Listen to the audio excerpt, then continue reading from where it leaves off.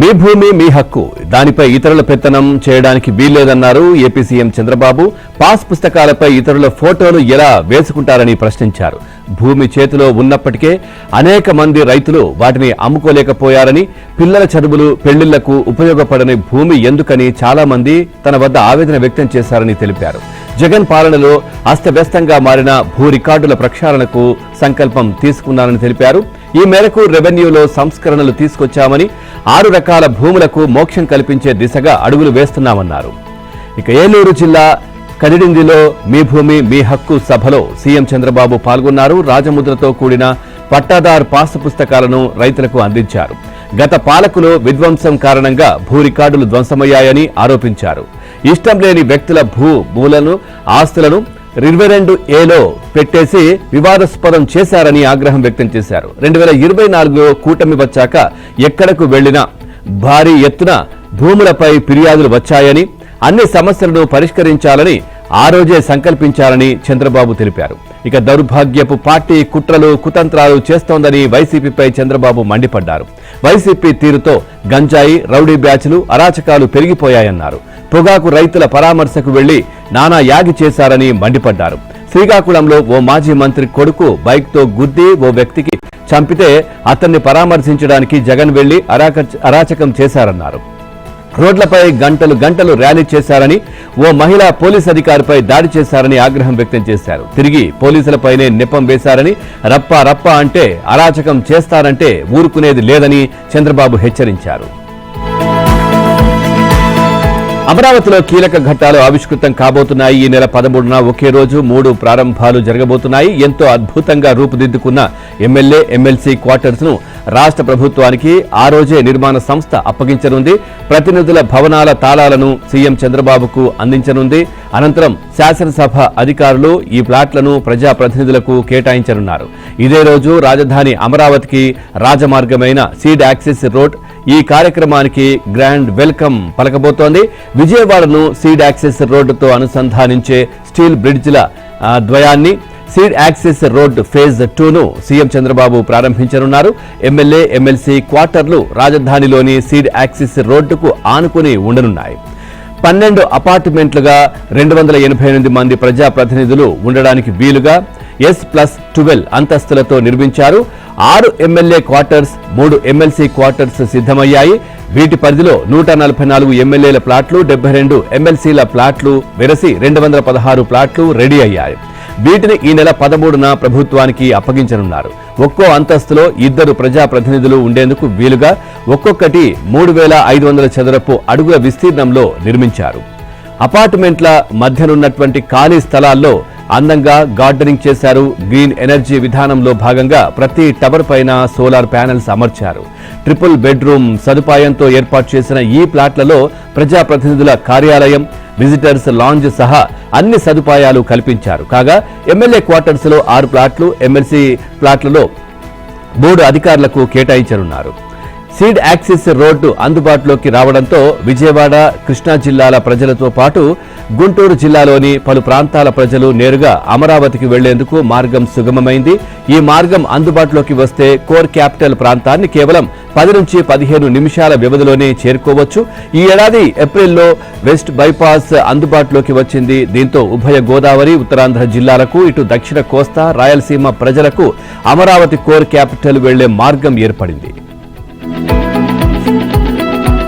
ఏపీలో కొత్త మద్యం పాలసీపై కసరత్తు చేసిన ఎక్సైజ్ శాఖ పలు ప్రతిపాదనలు సిద్ధం చేసింది. ప్రధానంగా పాలసీ రెన్యువల్పైనే చర్చ సాగుతోంది. 2 ఏళ్ల కిందట షాపుల పాలసీ తీసుకువచ్చినప్పుడు 1900 కోట్ల రూపాయలు దరఖాస్తు ఫీజుల రూపంలో వచ్చాయి. 90,000కు పైగా దరఖాస్తులు అందాయి. అయితే అనంతరం చెప్పినంత మార్జిన్ తమకు ప్రభుత్వం ఇవ్వడం లేదని, నష్టాల పాలయ్యామని లైసెన్సీలు గగ్గోలు పెట్టారు. దాదాపు ఏడాది తర్వాత మార్జిన్ను సమీక్షించిన ఎక్సైజ్ శాఖ కొంతమేర పెంచింది. ఈ నేపథ్యంలో కొత్త పాలసీకి వెళ్తే అన్ని దరఖాస్తులు రాకపోవచ్చనే అభిప్రాయం ఉంది. దానివల్ల ప్రభుత్వ ఖజానాకు లోటు ఏర్పడే పరిస్థితి ఉత్పన్నమవుతోంది. దీంతో కొత్త పాలసీకి కాకుండా ప్రస్తుత లైసెన్సీతోనే పాలసీ రెన్యువల్ చేయాలనే ప్రతిపాదన సిద్ధం చేశారు. అయితే గతంలో వచ్చిన 1900 కోట్లను లైసెన్స్ ఫీజులుగా చెల్లిస్తే ప్రస్తుత లైసెన్సీలకే రెన్యువల్ చేయనున్నారు. ఇక సగటున చూస్తే పట్టణంలో 40 లక్షల రూపాయలు, గ్రామీణ ప్రాంతాల్లో 20 లక్షల రూపాయల చొప్పున లైసెన్సీలు దరఖాస్తు ఫీజుగా చెల్లించాల్సి ఉంటుందని పేర్కొన్నారు. దీనిపై 2 సార్లు లైసెన్సీలతో చర్చలు జరిపారు. లైసెన్సీలు కూడా చాలా మంది రెన్యువల్కు అనుకూలంగానే ఉన్నట్లు తెలుస్తా ఉంది. కొద్దిమంది మాత్రం అంత పెద్ద మొత్తం దరఖాస్తు ఫీజు చెల్లించడం తమ వల్ల కాదని అంటున్నారని అధికారులు తెలిపారు. దీంతో పాటు కొత్తగా మళ్లీ పాలసీకి వెళ్లడంపైనే ప్రతిపాదనలు సిద్ధం చేశారు. మంత్రివర్గ ఉపసంఘం చర్చించిన అనంతరం సీఎం తుది నిర్ణయం తీసుకోనున్నారు. కాగా వైసీపీ ప్రభుత్వం అధికారంలోకి రాకముందు బార్లను సుదీర్ఘ కాలం నుంచి రెన్యువల్ చేస్తూ వచ్చారు. వైసీపీ ప్రభుత్వం ఆ విధానాన్ని మార్చి కొత్త లైసెన్సీలను ఎంపిక చేసింది. మంత్రి లోకేష్ టార్గెట్ గా వైసీపీ మరోసారి దుష్ప్రచారానికి తెరదీసింది. ఫార్చ్యూన్ ఇండియా పత్రికల్లో వచ్చిన కథనానికి ₹1 కోటి పైగా ప్రజాధనం ఖర్చు చేశారని, అందుకు సంబంధించిన జీవో కూడా ఉందంటూ సోషల్ మీడియాలో అసత్యాలను ప్రచారం చేస్తోంది. వైసీపీలో జరుగుతున్నటువంటి ప్రచారంపై ఏపీ ప్రభుత్వం స్పందించింది. లోకేష్ పై తప్పుడు ప్రచారాన్ని ఖండించింది. సోషల్ మీడియాలో వైరల్ అవుతున్నటువంటి జీవోకు ఫార్చ్యూన్ ఇండియా కథనానికి ఎలాంటి సంబంధం లేదని స్పష్టం చేసింది. 2025 జనవరి 18న జారీ చేసిన ఈ జీవో ప్రపంచ ఆర్థిక సదస్సులో ఏపీ పెట్టుబడి అవకాశాల ప్రచారం కోసం ఇచ్చిందని, ఓ ఆంగ్ల ఛానల్కు చెల్లింపుల చేయాలని ఇచ్చిన ప్రభుత్వ ఆదేశాలే ఆ జీవోలో ఉన్నాయని ఏపీ సర్కార్ వెల్లడించింది. ఫార్చ్యూన్ ఇండియాలో మంత్రి నారా లోకేష్ పై కథనం ప్రచురించేందుకు చేసిన చెల్లింపు కాదని తెలిపింది. మరో కీలకమైన అంశాన్ని కూడా ప్రభుత్వం ఫ్యాక్ట్ చెక్ ద్వారా ఖండించింది. ఫార్చ్యూన్ ఇండియా, సిఎన్బిసి టీవీ 2 వేర్వేరు సంస్థలని, రెండింటికి ఎలాంటి సంబంధం లేదని సర్కార్ వివరణ ఇచ్చింది. జీవోను వక్రీకరించి మంత్రి నారా లోకేష్ పై దుష్ప్రచారం చేస్తున్నారని ఆరోపించింది.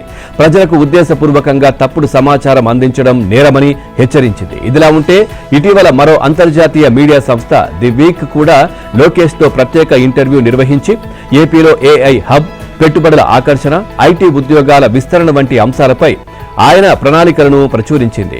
ఆ తర్వాత ఫార్చ్యూన్ ఇండియాలో కథనం వచ్చింది. అయితే ఇప్పుడు మాత్రం ఎప్పుడో ఇచ్చినటువంటి పాత జీవో ఆధారంగా ప్రజలకు తప్పుడు సమాచారం ఇవ్వాలనే కుట్ర చేస్తున్నారు. ఇదే సమయంలో మంత్రి లోకేష్ ను ఇమేజ్ ని డ్యామేజ్ చేయడానికి ప్రయత్నిస్తున్నారు. దీంతో ఈ ప్రచారాన్ని ఖండిస్తూ ఫ్యాక్ట్ చెక్ ఏపీ ద్వారా ప్రభుత్వ వాస్తవాలను ప్రజల ముందుంచింది. తప్పుడు ప్రచారం చేస్తున్న వారిపై చట్ట ప్రకారం కఠిన చర్యలు తీసుకుంటామని ఏపీ ప్రభుత్వం హెచ్చరిక జారీ చేసింది. తప్పుడు పోస్టులను సామాజిక మాధ్యమాల్లో షేర్ చేస్తున్న వారిపైన చట్టపరమైన చర్యలు తప్పవని ఏపీ ప్రభుత్వం వార్నింగ్ ఇచ్చింది. మాజీ ఎమ్మెల్యే వైసీపీ నేత మళ్ల విజయప్రసాద్ కంపెనీలో ఈడీ సోదాలు చేపట్టింది. విజయప్రసాద్ కు చెందిన welfare building and estates private limited company ప్రజల నుంచి అక్రమంగా కోట్ల దండుకుందని గుర్తించింది. నిబంధనలు ఉల్లంఘించి 2,000 కోట్ల రూపాయలు సేకరించినట్లు ఎన్ఫోర్స్మెంట్ డైరెక్టరేట్ దర్యాప్తులో వెల్లడైంది. ఇక రియల్ ఎస్టేట్ వ్యాపారం పేరుతో భారీ సంస్థలో డిపాజిట్లను సేకరించినట్టు ఈడీ గుర్తించింది. ఈ నెల 5వ తేదీన విశాఖపట్నం, హైదరాబాద్ లో కంపెనీ ఎండీ మళ్ల విజయప్రసాద్, డైరెక్టర్లు వరాహ రామకృష్ణ, సత్య శ్రీనివాసరావు తదితరులకు చెందినటువంటి ఇళ్లు, కార్యాలయాల్లో భువనేశ్వర్ ఈడీ జోనల్ కార్యాలయం అధికారులు సోదాలు జరిపారు. పలు రాష్ట్రాల్లో చిట్ ఫండ్ కుంభకోణంపై జరుగుతున్న దర్యాప్తులో భాగంగా ఈ తనిఖీలు చేశారు. సోదాల్లో కోటి నగదు, వివిధ స్థిర చరాస్తులు, నేరపూరిత అంశాలకు సూచించే కీలక పత్రాలు, మొబైల్ ఫోన్లు, డిజిటల్ పరికరాలు ఈడీ స్వాధీనం చేసుకుంది. అలాగే 182 బ్యాంక్ ఖాతాలను స్తంభింపజేసింది. వారికి సంబంధించి 6 లగ్జరీ కార్లు సీజ్ చేసింది. డిపాజిట్ల సేకరణను దాచిపెట్టేందుకు ఆర్థిక నివేదికలను తారుమారు చేసినట్లు వెల్లడైంది. ఇప్పటి వరకు నిర్వహించిన దర్యాప్తులో ఒడిశా, పశ్చిమ బెంగాల్, బీహార్, జార్ఖండ్, ఏపీ తదితర రాష్ట్రాలకు చెందిన వారి నుంచి అనధికారికంగా డిపాజిట్లు సేకరించినట్లు తేలింది. విశాఖపట్నంలో భూములు, స్థలాలు ఇస్తామన్న హామీతో మోసపూరిత పథకాల ద్వారా ఈ నిధులను మళ్ల విజయప్రసాద్ వెల్ఫేర్ సేకరించింది. అనంతరం కంపెనీ దేశంలోని పలు రాష్ట్రాల్లో కార్యాలయాలను మూసివేసి పెట్టుబడిదారులను మోసగించినట్లు తమ దర్యాప్తులో తేలిందని ఈడీ పేర్కొంది. భువనేశ్వర్లో ED, CBI, ACB, Dhanbad, Odisha పోలీసులు సీరియస్ ఫ్రాడ్ ఇన్వెస్టిగేషన్ కార్యాలయాల పరిధిలో వెల్ఫేర్ గ్రూప్ ఎండీ, డైరెక్టర్లపై నమోదైన ఎఫ్ఐఆర్లు, దాఖలు చేసిన ఛార్జ్షీట్లు, సీరియస్ ఫ్రాడ్ ఇన్వెస్టిగేషన్ ఆఫీసులకు వచ్చిన ఫిర్యాదుల ఆధారంగా దర్యాప్తు ప్రారంభించామని తెలిపింది. విచారణ కొనసాగుతోందని స్పష్టం చేసింది. విశాఖపట్నం పోర్ట్ అథారిటీకి అక్కయ్యపాలెంలో ఉన్న స్టేడియం స్పోర్ట్స్ కాంప్లెక్స్ ను 2023లో Vishwanath sports and constructions private limited లీజుకు ఇచ్చారు. 20 ఎకరాల విస్తీర్ణంలో ఉన్నటువంటి ఈ ఆస్తిని లీజు నిబంధనలకు విరుద్ధంగా వినియోగించారనే ఆరోపణలతో పోర్ట్ అథారిటీ సీజ్ చేసి స్వాధీనం చేసుకుంది. దీనిపై లీజుదారుడు కోర్టును ఆశ్రయించడంతో ప్రస్తుతం కేసు న్యాయస్థానంలో విచారణలో ఉంది. ఇదే సమయంలో స్టేడియాన్ని స్వాధీనం చేసుకోవడం వల్ల తనకు భారీ నష్టం వాటిల్లిందని పేర్కొంటూ లీజు ఒప్పందానికి సంబంధించి 48 కోట్ల పరిహారం చెల్లించాలని లీజుదారుడు ఇటీవల పోర్టు యాజమాన్యాన్ని కోరినట్లు సమాచారం. ఈ ప్రతిపాదనకు కొందరు అధికారులు ఆమోదం తెలిపే ప్రయత్నం చేశారనే విషయాన్ని జనసేన నేత మూర్తి యాదవ్ వెలుగులోకి తీసుకురావడంతో వ్యవహారం చర్చనీయాంశంగా మారింది. దీనిపై ఆయన సిబిఐతో పాటు కేంద్ర ఇంటెలిజెన్స్ కమిషన్ కు కూడా ఫిర్యాదు చేసినట్లు తెలుస్తోంది. ఇక మూర్తి యాదవ్ ఫిర్యాదును కేంద్ర విజిలెన్స్ కమిషనర్ స్వీకరించి అంతర్గత విచారణకు ఆదేశించినట్లు సమాచారం. లీజుదారుడు 48 కోట్ల రూపాయల పరిహారం కోరుతూ దరఖాస్తు చేయడం, ఆ ప్రతిపాదనకు అనుకూలంగా కొందరు అధికారులు ఫైల్పై సంతకాలు చేసినట్లు ఆరోపణలు ఉన్నాయి. స్టేడియం లీజు నిబంధనలను ఉల్లంఘించడమే కాకుండా బకాయిలు కూడా చెల్లించకపోవడంతో పోర్టు యాజమాన్యం నోటీసులు జారీ చేసి స్టేడియాన్ని సీజ్ చేసినట్లు చెబుతోంది. అయితే ఇదే వ్యవహారంలో విశ్వనాథ్ సంస్థకు 48 కోట్ల పరిహారం చెల్లించాలని ఈ ఏడాది ఫిబ్రవరి 2న పోర్టు చీఫ్ ఇంజనీర్కు లేఖ వెళ్లినట్లు తెలుస్తోంది. ఇక థర్డ్ పార్టీ అసెస్మెంట్ పేరుతో అక్రమంగా కోట్ల రూపాయలు చెల్లించే ప్రయత్నం జరుగుతోందని, ప్రభుత్వ ఆస్తికి సంబంధించిన లీజు ఒప్పందంలో చట్టబద్ధమైన ఆధారం లేకుండానే 48 కోట్ల పరిహారం ఎలా చెల్లిస్తారని మూర్తి యాదవ్ తన ఫిర్యాదులో ప్రశ్నించారు. ఏపీ జీవనాడి పోలవరం ప్రాజెక్టు నిధుల విడుదల, పనుల పురోగతిపై కేంద్ర ప్రభుత్వం స్పష్టత ఇచ్చింది. రాజ్యసభలో ఎంపీ ఆర్ కృష్ణయ్య అడిగినటువంటి ప్రశ్నకు జలశక్తి శాఖ సహాయ మంత్రి రాజ్భూషణ్ చౌదరి లిఖిత పూర్వక సమాధానం ఇచ్చారు. గడిచిన 5 ఆర్థిక సంవత్సరాల్లో పోలవరం ప్రాజెక్టు నిర్మాణం కోసం కేంద్రం 12,620 కోట్ల రూపాయలు విడుదల చేసినట్లు తెలిపారు. ప్రాజెక్టు మొదటి దశ కింద సవరించిన అంచనా వ్యయం 30,436 కోట్ల రూపాయలకు కేంద్ర కేబినెట్ అధికారికంగా ఆమోదం తెలిపినట్లు వెల్లడించారు.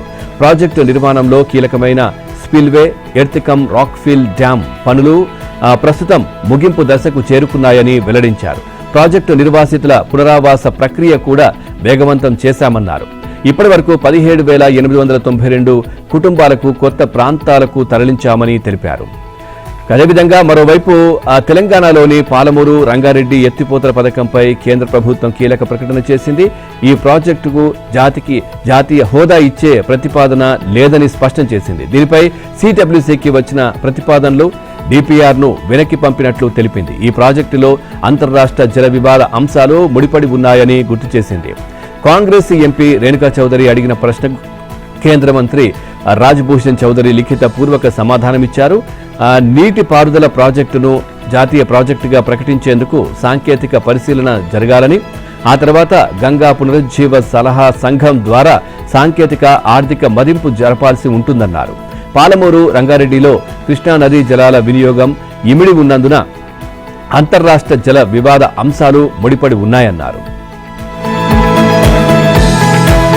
జాతీయ నదుల అనుసంధానంలో భాగంగా మహానది, గోదావరి అనుసంధాన ప్రక్రియను తాము సూచించిన అలైన్మెంట్ ప్రకారమే ముందుకు తీసుకువెళ్లాలని ఎన్డబ్ల్యూడీఏకు ఆంధ్రప్రదేశ్ ప్రభుత్వం మరోసారి స్పష్టం చేసింది. ఈ అనుసంధాన ప్రక్రియలో భాగంగా ఒడిశా నుంచి కాలువ ద్వారా నేరుగా ధవళేశ్వరం వరకు మహానది జలాలను తరలిస్తామని ఎన్డబ్ల్యూడీఏ చేసినటువంటి ప్రతిపాదనలపై ప్రభుత్వం ఇదివరకే అభ్యంతరం తెలిపింది. ధవళేశ్వరం తీసుకొస్తే ఉపయోగం ఉండదని, పోలవరం ప్రాజెక్టు దాకా తీసుకురావాలని పట్టుబట్టింది. ఇక మహానది జలాలు ఒడిశా దాటాక ఏపీలోని చెరువులు, రిజర్వాయర్లను నింపుతూ పోలవరం ప్రాజెక్టు వరకు తీసుకువెళ్లాలని ఏపీ షరతు విధించింది. ఇందుకు మొదటే ససేమిరా అన్నటువంటి ఎన్డబ్ల్యూడీఏ ప్రభుత్వం పట్టుదలతో ఆ ప్రతిపాదనను అంగీకరించింది. NWDA chief engineer P Devender Rao నేతృత్వంలోని బృందం ఆ అలైన్మెంట్ పరిశీలనకు ఏపీకి వచ్చింది. ఈ నెల 6వ తేదీ నుంచి 8వ తేదీ దాకా ఏపీ ప్రతిపాదించినటువంటి అలైన్మెంట్ ప్రాంతాలైనటువంటి శ్రీకాకుళం, విజయనగరం, విశాఖపట్నం జిల్లాలతో పాటు పోలవరం డ్యాం వద్ద పర్యటించింది. గంగా కావేరీ అనుసంధానంలో భాగంగా మహానది పోలవరం అనుసంధానం చేపట్టనున్నారు. ఈ తర్వాత పోలవరం నుంచి సోమశిల మీదుగా కావేరీ నదికి నీటిని తరలించాలని ప్రతిపాదించారు. ఏపీలో సంప్రదాయ హస్త కళాకారులకు జీవనోపాధికి భద్రత కల్పించే లక్ష్యంతో అటవీశాఖ క్రాఫ్ట్ వుడ్ బ్యాంకులను సిద్ధం చేస్తోంది. ఇక మొదటి దశలో 6 క్లస్టర్ల పరిధిలో ఇవి త్వరలో అందుబాటులోకి రానున్నాయి. వుడ్ బ్యాంకుల కోసం గోదాముల గుర్తింపు కలప సేకరణ ప్రక్రియను అధికారులు ప్రారంభించారు. కొండపల్లి, ఏటికొప్పాల, బొబ్బిలి, శెట్టికుట్ట, మాధవమాల, ఉదయగిరి ప్రాంతాల్లో చెక్కలపై శిల్పాలు చెక్కే కళాకారుల కోసం ఈ వుడ్ బ్యాంకులను ఏర్పాటు చేస్తున్నారు. ఇక క్రాఫ్ట్ వుడ్ బ్యాంకుల ఏర్పాటుపై డిప్యూటీ సీఎం పవన్ కళ్యాణ్ సమీక్ష నిర్వహించారు. సంప్రదాయ వారసత్వ కళలకు ప్రాణం పోసేందుకు, కళాకారులకు అండగా నిలిచేందుకు అటవీశాఖ ఆధ్వర్యంలో క్రాఫ్ట్ వుడ్ బ్యాంకులు ఏర్పాటు చేస్తున్నామన్నారు. అటవీ వనరుల సుస్థిర వినియోగం, శాస్త్రీయ నిర్వహణ, అక్రమ కలప సేకరణ నివారణ, కళాకారులకు ఉపయోగపడే ముఖ్యమైన కలప జాతుల పునరుత్పత్తి, తోటల అభివృద్ధితో పాటు నిరంతర కలప సరఫరా లక్ష్యాల సాధనకు ఈ బ్యాంకులు ఉపయోగపడతాయని అన్నారు. ప్రకాశం జిల్లా ఒంగోలులో జనసేన, టీడీపీ నేతల మధ్య రాజకీయ రచ్చ 2 రోజులు కొనసాగింది. మొదట జనసేన నేత మాజీ మంత్రి బాలినేని శ్రీనివాసరెడ్డి ప్రెస్ మీట్ పెట్టి ఒంగోలు ఎమ్మెల్యే దామచర్ల జనార్దన్ పై ఆరోపణ చేశారు. దీంతో దామచర్ల జనార్దన్ కూడా ప్రెస్ మీట్ పెట్టి అదే స్థాయిలో బాలినేని శ్రీనివాసరెడ్డిపై విరుచుకుపడ్డారు. వ్యక్తిగత ఆరోపణలు ఏమైనా ఉంటే పార్టీ హైకమాండ్ దృష్టికి తీసుకురావాలని, అంతేగాని మీడియాకు ఎక్కడం ఏంటని నేతలు ప్రశ్నించారు. పరస్పర ఆరోపణలు చేసుకుంటూ పోతే కేడర్లో గందరగోళం నెలకొంటుందని, కింది స్థాయి వరకు విభేదాలు వస్తాయని అభిప్రాయపడ్డారు. బాలినేని, దామచర్లకు ఫోన్లు చేసి నేతలు మాట్లాడారు. వ్యవసాయ శాఖ మంత్రి అచ్చెన్నాయుడు దామచర్ల జనార్దన్కు ఫోన్ చేసి మాట్లాడారు. పార్టీ హైకమాండ్ చెప్పినట్లు వినాల్సిందేనని, ఎందుకోసం చెబుతున్నామో ఆలోచించుకోవాలని జనార్దన్కు అచ్చెన్న సూచించారు. జనసేన నేత నాదెండ్ల హరిప్రసాద్ కూడా బాలినేని శ్రీనివాసరెడ్డికి ఫోన్ చేశారు. మళ్లీ మాట్లాడవద్దని, సంయమనం పాటించాలని ఆదేశించారు. 2 పార్టీల సమన్వయ కమిటీలో తీసుకున్నటువంటి నిర్ణయాన్ని కూడా ఆయనకు వివరించారు. తెలంగాణలో వర్షాలు సమృద్ధిగా కురవాలని, పంటలు పండాలని, రైతులు సుఖ సంతోషాలతో రాజ్యం సుభిక్షంగా ఉండాలని ప్రార్థిస్తూ రాష్ట్ర ప్రభుత్వ ఆధ్వర్యంలో నాగార్జున సాగర్లో నిర్వహించిన వరుణ యాగం కన్నుల పండుగ వైభవపేతంగా జరిగింది. వేద పండితుల మంత్రోచ్చారణలతో నాగార్జున సాగర్ జలాశయ తీరం పులకించింది. మంత్రి ఉత్తమ్ కుమార్ రెడ్డి దంపతుల ఆధ్వర్యంలో జరిగిన ఈ వరుణ యాగంలో పూర్ణాహుతి కార్యక్రమానికి సీఎం రేవంత్ రెడ్డి దంపతులు హాజరయ్యారు. పూర్ణాహుతి క్రతువులో రేవంత్ దంపతులు సంప్రదాయ వస్త్రాధరణతో పాల్గొన్నారు. ఇక సాగర్లోని రిజర్వాయర్ ఒడ్డున విజయ విహార్ అతిథి గృహ ప్రాంగణంలో ప్రత్యేకంగా నిర్మించినటువంటి యాగశాలలో ఏర్పాటు చేసిన 11 హోమకుండాల్లో 108 మంది ఋత్విక్కులు వరుణ యాగం నిర్వహించారు. యాదగిరిగుట్ట దేవస్థానం ఆలయ పండితులు, అర్చకుల నేతృత్వంలో ఋత్వికులు, అర్చకులు, పండితులు వరుణ దేవుని అనుగ్రహాన్ని ఆకాంక్షిస్తూ వైదిక విధానంలో హోమ క్రతువును నిర్వహించారు. అన్ని హోమకుండాల వద్ద ఋత్వికుల ఆధ్వర్యంలో అర్చకులు, పండితులు సాయంత్రం పూర్ణాహుతి వరకు వేద మంత్రోచ్చారణలతో యాగాన్ని నిరంతరాయంగా కొనసాగించారు. హోమకుండాల్లో నవధాన్యాలు, ద్రవ్యాలు అగ్నికి సమర్పించారు. తెలంగాణలో గ్లోబల్ ఇన్వెస్ట్మెంట్ హబ్గా మార్చడమే లక్ష్యంగా సీఎం రేవంత్ రెడ్డి మరోసారి విదేశీ పర్యటనకు సిద్ధమయ్యారు. దాదాపు 24 రోజుల పాటు సాగే పర్యటనలో బ్రిటన్, అమెరికా, జర్మనీ, చైనా దేశాల్లో పర్యటించనున్నారు. ప్రపంచ దిగ్గజ కంపెనీలు, బహుళ జాతి సంస్థల అధిపతులతో ముఖాముఖి భేటీలు, అంతర్జాతీయ యూనివర్సిటీల్లో ఒప్పందాలే ఎజెండాగా ఈ పర్యటన సాగనుంది. తెలంగాణ ఆర్థిక ప్రగతి సరికొత్త బాటలు వేసేలా ఈ విదేశీ పర్యటన ఉంటుందని చెబుతున్నారు. ఫ్యూచర్ సిటీకి పెట్టుబడులు తీసుకురావడమే ప్రధాన ఎజెండాగా సీఎం రేవంత్ పర్యటన ఉండనున్నట్లు అధికార వర్గాలు చెబుతున్నాయి.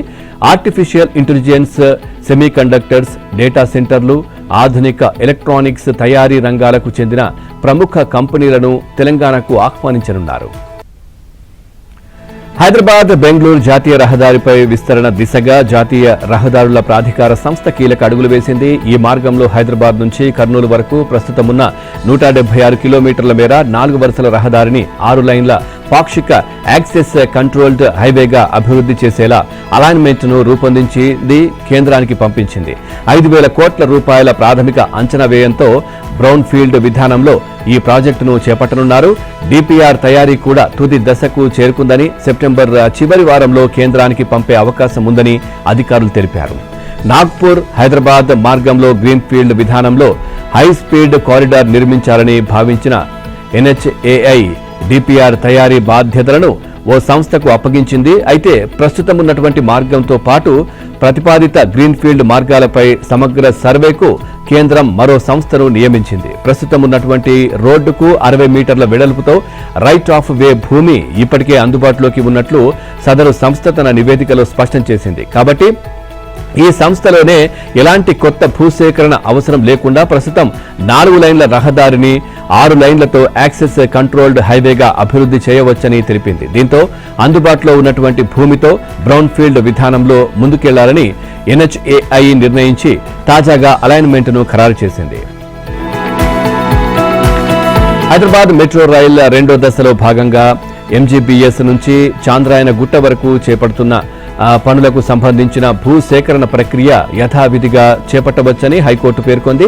ఈ ప్రాజెక్టులో విస్తృత ప్రజా ప్రయోజనాలు ఇమిడి ఉన్న నేపథ్యంలో భూసేకరణకు సంబంధించిన అభ్యంతరాలపై తుది దశలో విచారణ చేపడతామని పేర్కొంది. ప్రస్తుతం భూసేకరణ ప్రక్రియ ఇంకా పూర్తి కానందున ప్రక్రియ కొనసాగించడంతో పాటు ఆ మెట్రో పనులు చేపట్టుకోవచ్చని తెలిపింది.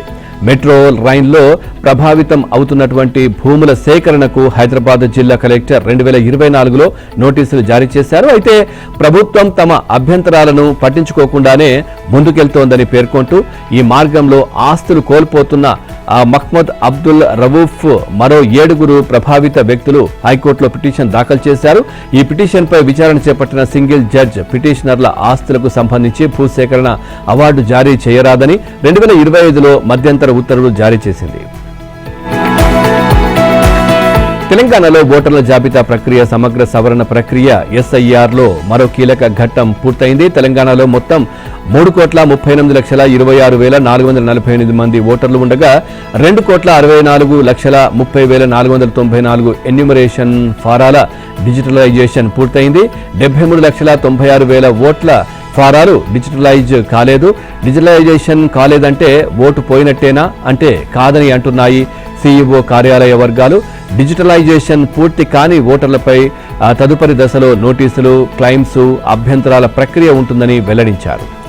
ఇక SIR డిజిటలైజేషన్లో హైదరాబాద్ చివరి స్థానంలో నిలిచింది. హైదరాబాద్లో మొత్తం 47,36,63,69 ఓట్లు ఉంటే కేవలం 27,74,687 ఓట్లకే డిజిటలైజేషన్ పూర్తయింది. అంటే 58.58% మాత్రమే డిజిటలైజేషన్ ప్రక్రియ జరిగింది. ఇంకా 19,61,982 ఓట్ల ఫారాలు డిజిటలైజ్ కాలేదు.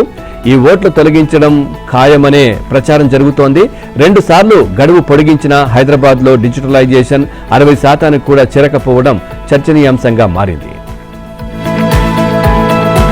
ప్రభుత్వ భూముల కబ్జాలకు వ్యతిరేకంగా ఉద్యమిస్తారని బీజేపీ రాష్ట్ర అధ్యక్షుడు రామచంద్రరావు వెల్లడించారు. సల్కం చెరువులో ఉన్నటువంటి విద్యా సంస్థల కూల్చివేతపై హైకోర్టు ఆదేశాలు ఉన్నా హైడ్రా ఎందుకు స్పందించడం లేదని నిలదీశారు. నాదర్గుల్ ప్రాంతంలోని ప్రభుత్వ భూములు పెద్ద ఎత్తున ఆక్రమణకు గురవుతున్నాయని తెలిపారు. ఇక హిట్లర్ హైడ్రా హిట్లు చివరకు అభివృద్ధి హల్ట్ అన్నట్లుగా రాష్ట్రంలో పరిస్థితి ఉందని రామచంద్రరావు ఎద్దేవా చేశారు. పాలనపరమైన లోపాల వల్లే అధికారులపై హైకోర్టు సీరియస్ గా స్పందించాల్సి వస్తోందన్నారు. రేవంత్ ప్రభుత్వం ప్రతిపాదించిన క్యూర్లో ప్రజా వ్యతిరేక అంశాలపై ఈ నెల 15 తర్వాత వివిధ రంగాల ప్రతినిధులతో కలిసి సదస్సులు నిర్వహిస్తామన్నారు. ఆ క్యూర్ సామాన్యుడికి భారంగా మారిందని ఆందోళన వ్యక్తం చేశారు. బీఆర్ఎస్ హయాంలో అమలు చేసిన ధరణికి కాంగ్రెస్ ప్రభుత్వం తీసుకొచ్చిన భూభారతికి పెద్దగా తేడా ఏమీ లేదని రామచంద్రరావు విమర్శించారు. బీఆర్ఎస్ వాళ్లు ఒకలా భూదోపిడికి పాల్పడితే కాంగ్రెస్ వాళ్లు మరోలా భూములు కొట్టేస్తున్నారని ధ్వజమెత్తారు. వర్షాకాలం ముగిసే సమయంలో సీఎం రేవంత్ వర్ణయాగం చేయడం విడ్డూరంగా ఉన్నారు. రేవంత్ సర్కార్ కొట్టుకుపోవాలని తాము వాయుయాగం చేస్తామని చెప్పారు రామచంద్రరావు. తనపై పీడీ యాక్ట్ పెట్టించి రాజకీయంగా దెబ్బతీసేందుకు బీఆర్ఎస్ నేత హరీష్ రావు కుట్రలకు పాల్పడ్డారని టీపీసీసీ వర్కింగ్ ప్రెసిడెంట్ జగ్గారెడ్డి ఆరోపించారు. 2017లో సంగారెడ్డిలో రాహుల్ గాంధీ సభ సక్సెస్ కావడంతో కేసీఆర్ హరీష్ జీర్ణించుకోలేకపోయారని అన్నారు. వారి సొంత జిల్లాల్లో సభ సక్సెస్ కావడంతో హరీష్ పై కేసీఆర్ మండిపడడంతోనే పొలిటికల్ టార్గెట్ జగ్గారెడ్డి అనే కోణంలో అప్పటి city police commissioner Mahender Reddy, vigilance SP, 4 డీఎస్పీలతో తనపై తనపై తన బంధువులపై దర్యాప్తు జరిపించారని తెలిపారు. సభ నిర్వహణకు డబ్బులు ఎక్కడి నుంచి వచ్చాయని విచారణ చేసినా ఏమీ తేలలేదన్నారు. ఇక తనకు అప్పులిచ్చిన వారిని రెచ్చగొట్టి వారితో కరపత్రాలు వేయించాలని చూసినా విఫలమయ్యారని జగ్గారెడ్డి చెప్పారు. ఈ విషయంలో హరీష్ రావును తప్పుపట్టబోని రాజకీయ కక్షతోనే కుట్రకు పాల్పడ్డారని అన్నారు. తాను ప్రతీకార రాజకీయాలకు దూరంగా ఉంటానని, నిజమైన రాజకీయాలే చేస్తానన్నారు జగ్గారెడ్డి. ఇన్నాళ్లు ఈ బాధలను తనలోనే దాచుకున్నానని రాహుల్ గాంధీకి కూడా చెప్పలేదని జగ్గారెడ్డి అన్నారు. లొంగిపోయిన మావోయిస్టుల కేసులను ఎత్తివేసే విషయాన్ని పరిశీలిస్తామని, దీనిపై కేంద్ర రాష్ట్ర ప్రభుత్వాలతో చర్చించి నిర్ణయం తీసుకుంటామని డీజీపీ సివి ఆనంద్ అన్నారు. ములుగు జిల్లా కర్రెగుట్టల్లో డీజీపీ సివి ఆనంద్ పర్యటించారు. కర్రెగుట్టల నుంచి మావోయిస్టులను పూర్తిగా తరిమేశామని గుర్తు చేశారు. ఆ ప్రాంతం ఒకప్పుడు మావోయిస్టులకు కంచుకోటగా ఉండేదని, ఆపరేషన్ కగార్తో 700 మందికి పైగా మావోయిస్టులు లొంగిపోయారని, కొందరు ఎన్కౌంటర్లలో చనిపోయారని, ఇప్పుడిక్కడ మావోయిస్టులు ఎవరూ లేరని సివి ఆనంద్ పేర్కొన్నారు. అంతకుముందు లొంగిపోయిన మావోయిస్టులను కలిసి వారి సమస్యలను అడిగి తెలుసుకున్నారన్నారు సివి ఆనంద్. 24 మందికి 1,88,00,000 చెక్కులను, హెల్త్ కార్డులను అందజేశారు. పాలమూరులో నివాసముంటున్నటువంటి ఆదివాసీ కుటుంబాలకు నిత్యావసర సరుకులు, దుప్పట్లు అందజేశారు.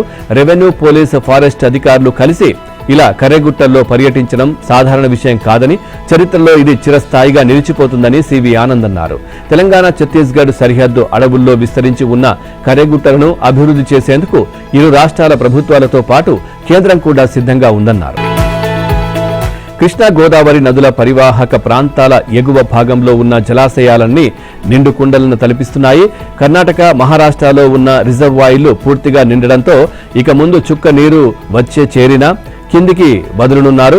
129 టీఎంసీల సామర్థ్యం కలిగిన ఆలమట్టిలో ప్రస్తుతం 124 టీఎంసీల నీరు ఉంది. ఈ ప్రాజెక్టుకు వచ్చిన నీరు వచ్చినట్టే కిందకి వదులుతున్నారు. ఇక నారాయణపూర్ ప్రాజెక్టు సామర్థ్యం 37.68 టీఎంసీలు కాగా 37.57 టీఎంసీలు నీరు ఉంది. ఈ ప్రాజెక్టుకు 39,000 క్యూసెక్కుల వరద వస్తుండగా 38,000 క్యూసెక్కులను దిగువకు వదులుతున్నారు. ఇక తెలంగాణలోని శ్రీరామ్ సాగర్ కు 12,000 క్యూసెక్కుల ఇంట్లో వస్తోంది. ఈ ప్రాజెక్టు సామర్థ్యం 80 టీఎంసీలు కాగా ప్రస్తుతం 42 టీఎంసీల నీరు ఉంది.